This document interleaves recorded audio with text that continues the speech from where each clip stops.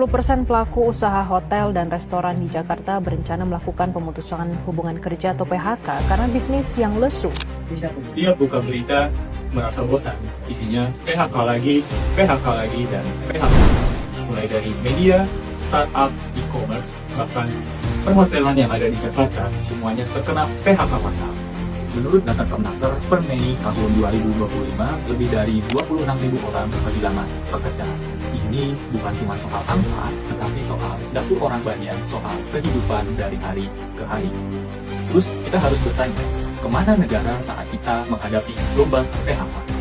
Lalu, strategi apa yang harus kita lakukan?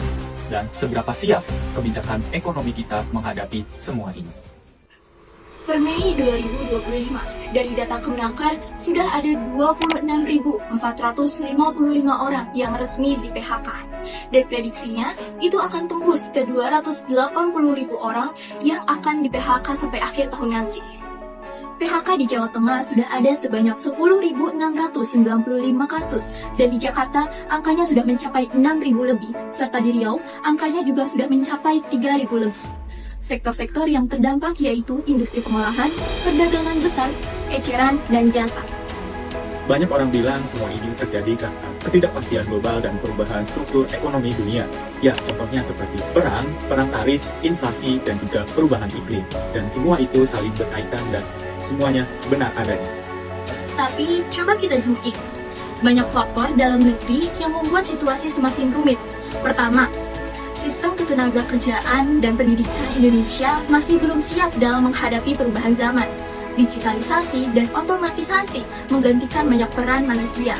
Kedua, banyak perusahaan mengambil jalan pintas, yaitu efisiensi besar-besaran. Bukan berarti mereka jahat, tapi sedang bertahan di tengah ekonomi yang tidak pasti, dan mereka terpaksa mengurangi jumlah karyawan.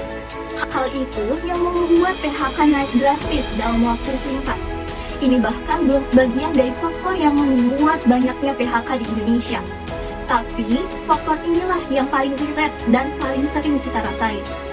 Fenomena PHK ini dampaknya sangat terasa, seperti yang tercantum dalam artikel kumparan.com yang menjelaskan bahwa dampak dari PHK ini sangat berlapis-lapis, seperti individu yang kehilangan pekerjaan, lalu keluarga mereka yang kesulitan dalam hal finansial, serta jangka panjang terhadap pertumbuhan ekonomi nasional. Lalu, bagaimana pemerintah Indonesia dalam menangani fenomena ini? Apakah benar akan ada 19 juta lapangan pekerjaan dalam negeri? Kita harap janji tersebut bisa terrealisasikan dan bisa menjadi solusi untuk masyarakat yang terkena PHK.